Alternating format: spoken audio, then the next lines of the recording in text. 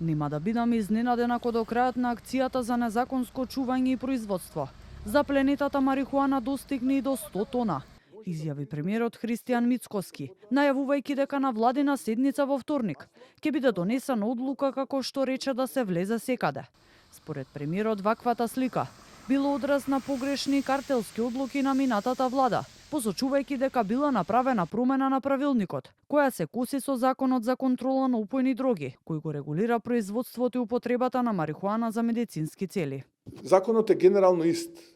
но некој министер, а тоа деноиве ќе се разработува, дозволил да се промени правилникот кој што е спротивен на законот.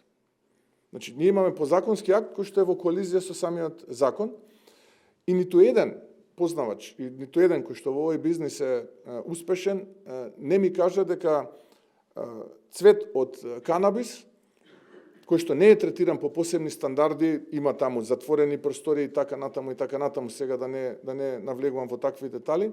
може да произведе цвет кој што потоа ќе се користи за производство на масло и тоа масло потоа да се користи во медицински цели.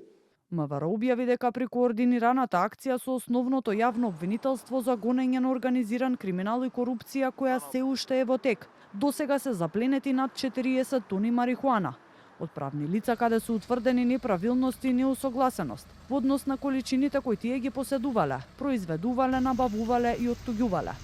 Околу 31 тон се одземени од неколку фирми во источниот регион, а десетина од фирмата Алфа Фарм во кругот на поранешен Охис.